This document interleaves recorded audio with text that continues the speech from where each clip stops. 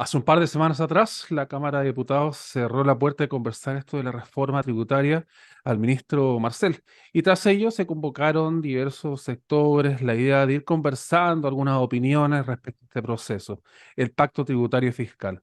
Nos va a ir acompañando Pablo Bravo para poder conversar acerca de los impuestos y más acerca de esta información. ¿Cómo le va? Bienvenido a Asuntos Tecnológicos. ¿Cómo anda su jornada?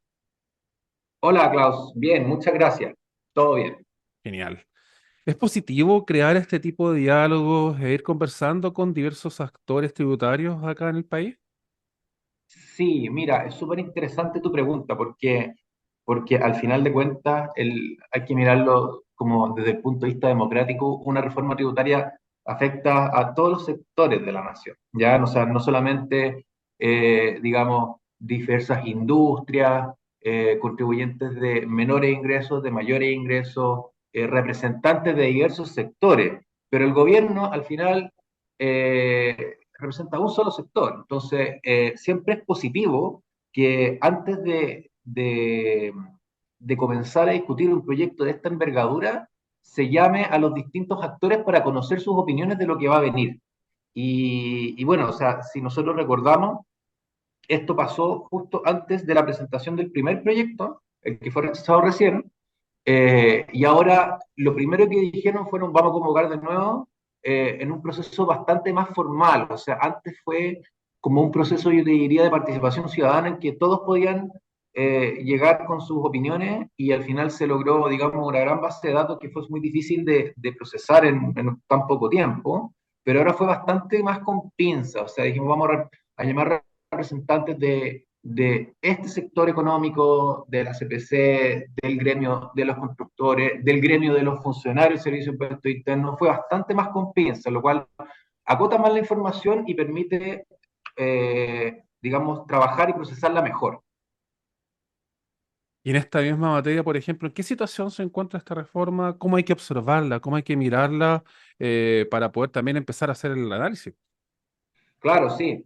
Al final esto, como se trata de temas políticos, casi noticia en desarrollo, porque al final de cuentas, o sea, de hecho, con noticias de ayer y hoy, ya producto de las elecciones de la nueva Comisión Constitucional, que es algo un poco alejado de esto, igual el gobierno está viendo cómo modifica su proyecto, ¿ya? Eh, y, y si tú me preguntas como cuál es el efecto, o cómo se ve aquí para adelante, o sea, hoy día el gobierno tiene bastantes más herramientas sobre la mesa y digamos también ciertas alertas, ¿ya? O sea, no puede presentar lo que quiere, porque eso es lo que hizo la primera vez, le puede ir mal, y la idea es que, como tú decías al inicio, o sea, en este minuto tiene más herramientas para decir, mira, yo quiero hacer un proyecto de reforma que dure harto tiempo, porque en la ciudadanía está más o menos sentada la idea de que, ok, ¿se requieren reformas? Sí, ¿ya? Pero la idea es que sean moderadas, que cambien ciertos temas que ya están un poco más obsoletos y que se establezcan bases para de aquí los próximos 10 años, porque obviamente andar cambiando la ley cada 2, 3 años te genera un costo enorme. Y ahí, ¿cómo hacer esta bajada a personas, empresas, comentarles los pros y los contras de esta misma reforma, hacerle entender, por ejemplo, qué beneficios va a tener para ellos, o bien, cuáles van a ser los principales problemas que se pueden ir encontrando? Claro, mira, eh, como te señalaba antes, esto es como noticia en desarrollo, porque de hecho ayer, eh, con motivo de la discusión o de la aprobación del proyecto de aumento de, de sueldo mínimo a 500.000 pesos, se estableció una indicación que dice, ok, las pymes este año pagan 10% de impuestos, que era algo que venía más o menos en el proyecto de reforma, pero que se rechazó, era 15%, pero se rechazó porque al final se rechazó en bloque. Y las pymes hasta el año pasado pagaban 10% y hoy día volvieron a la tasa normal, 25%. Entonces aquí con eso te pongo un ejemplo. O sea, hoy día el gobierno tiene que barajar todas las alternativas que tiene, eh, leyes más cortas o leyes más, digamos, más extensas, como un proyecto de grande reforma, y tiene que tener en mente, digamos, un par de puntos en los que hay consenso. O sea, dar alivio a las pymes y a las personas, ¿ya? Eso es importante. Eh, Dos, combatir la evasión y la elusión, ¿ya? Y creo que en eso está más o menos el foco y el consenso, ¿ya? Hay un tercer punto que dice hay que aumentar la recaudación. Ahí estoy un poco en desacuerdo porque uno dice quiero aumentar la recaudación, el ¿De qué gobierno forma? dice para financiar los derechos sociales, pero, pero lamentablemente hoy día en la ciudadanía está un poco la idea sentada de uno paga impuestos y uno no tiene tanta retribución de vuelta al gobierno. Entonces, eh, bueno, pero eso por supuesto es un tema por verse. ¿Ya? Eso hoy día la discusión está en que el gobierno, ok, tiene recursos, pero la idea es que no gaste descriteriadamente. ¿Ya? Pero volviendo un poco a tu pregunta, los focos es dar alivio a las pymes, dar alivio a las personas, ¿ya? Y ahí hay varios temas, o sea, ahí uno puede rescatar un par de puntos de la reforma que fueron rechazados. Por ejemplo, se daba cierto, digamos, alivio a las personas que tenían cuidado, a personas menores y personas mayores, ¿ya? Entonces yo creo que en esos puntos se puede sacar harta punta al lápiz. Y como te decía también, siempre combatir la evasión y la elusión de impuestos.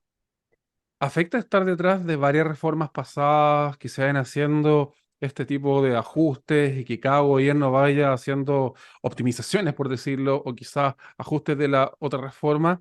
Frente a esto, ¿esto va pasando la cuenta? Claro, sí, o sea, por supuesto que pasa la cuenta.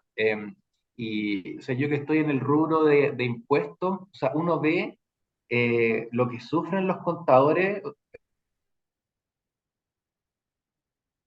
o sea, del proceso de renta que acaba de pasar, pero resulta que en cada año que que empieza a regir una reforma, al año siguiente, en mayo, los contadores y los asesores no saben qué hacer, porque se viene encima mayo con, digamos, con muchas preguntas sin resolver, ¿ya? Y la cantidad de recursos que se desgastan, o sea, que se destinan por tanto por el sector público como por el sector privado a poder capacitarse en reformas que también uno dice, ya, pero esto no sé, me va a servir un año, 2 años, porque ya el otro gobierno lo va a cambiar, está un poco esa idea, que es una lata, la verdad. Eh, eso es un costo macroeconómico que al final no se recupera, ¿ya?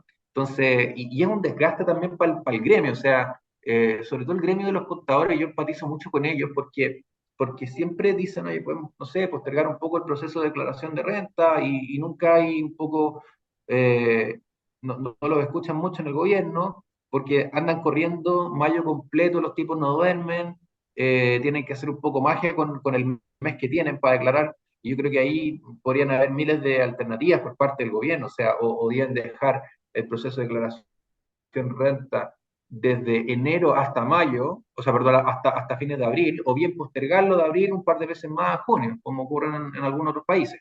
¿Ya? Pero sí, tienes toda la razón con tu pregunta. También para saber si es que es importante ir dejando, mejor dicho, a quién no hay que dejar de lado al momento de ir haciendo este tipo de conversaciones, este tipo de diálogos. Hay que ir indicando quizás con pymes, con emprendedores, quizás con distintos gremios para que estén incorporados en esta misma torta.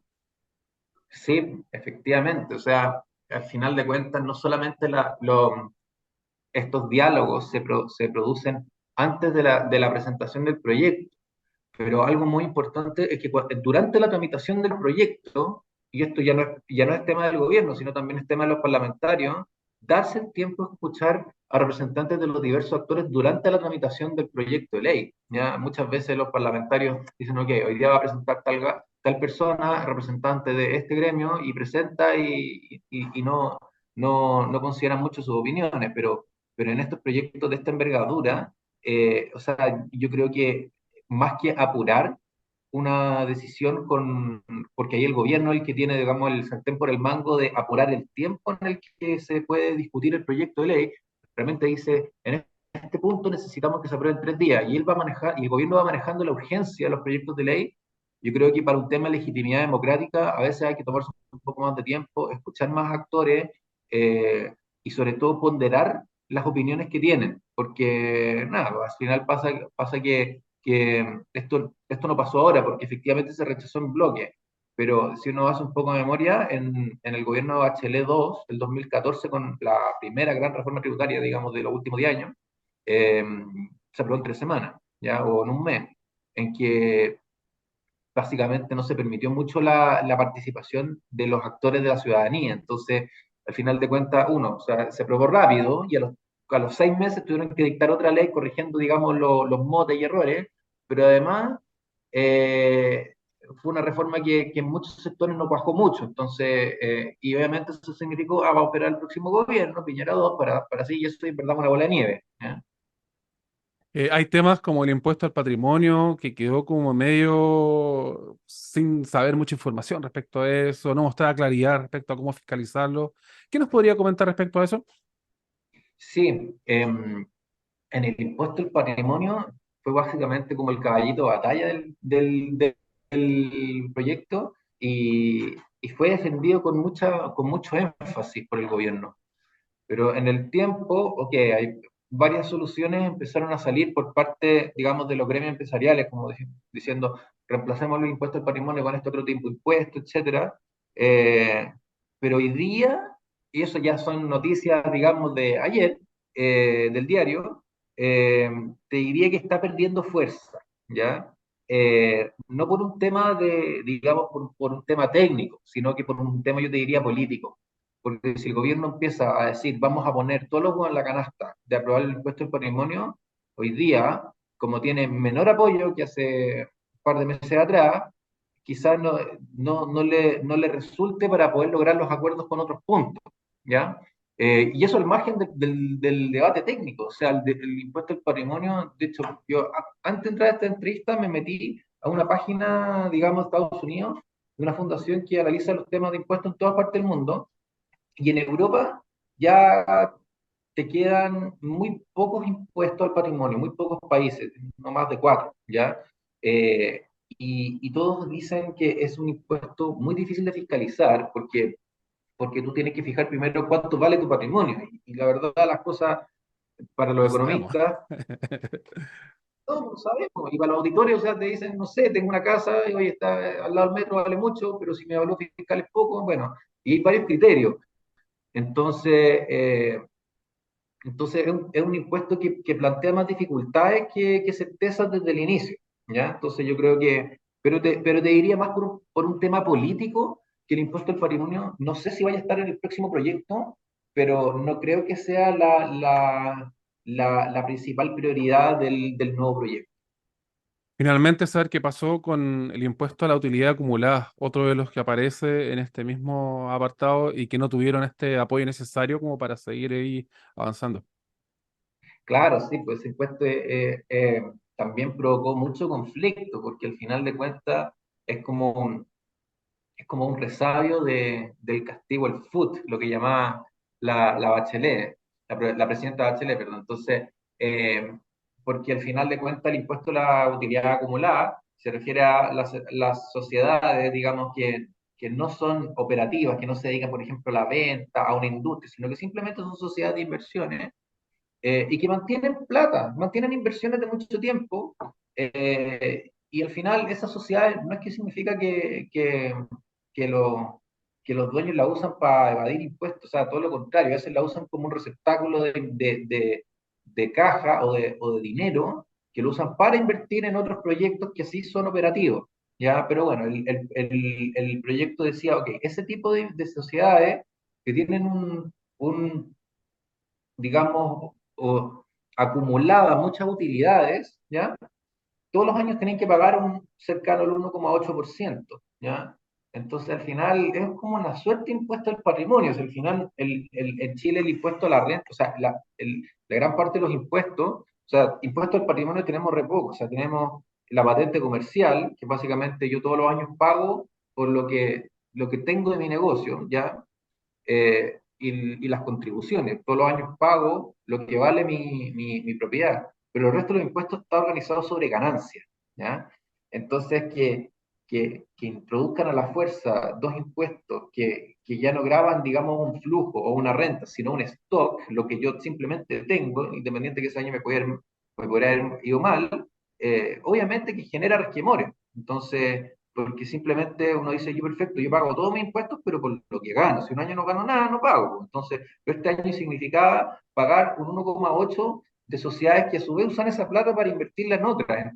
Sí, yo no sé si es que este impuesto vaya a tener cabida en el nuevo proyecto, porque hoy día, digamos, a nivel, digamos, mediático, eh, las visiones del nuevo proyecto y sobre todo en los, en los diálogos tributarios, que en la conclusión no se menciona mucho. Sí se menciona que, por ejemplo, no hay consenso en el impuesto al patrimonio, ¿ya? Porque ese, digamos, está en el frente de batalla. Pero el impuesto a la utilidad acumulada, o sea, no me sorprendería que volviera a entrar, porque efectivamente perdió un poco de digamos, de exposición mediática, y el que tiene hoy día la exposición mediática al impuesto al patrimonio, que como te decía antes, quizás que fuera. Genial. Agradezco su tiempo, Pablo, por esta oportunidad, sobre todo también para hacer esta bajada de los temas respecto a los impuestos en esta reforma tributaria y a ir viendo cómo va avanzando justamente.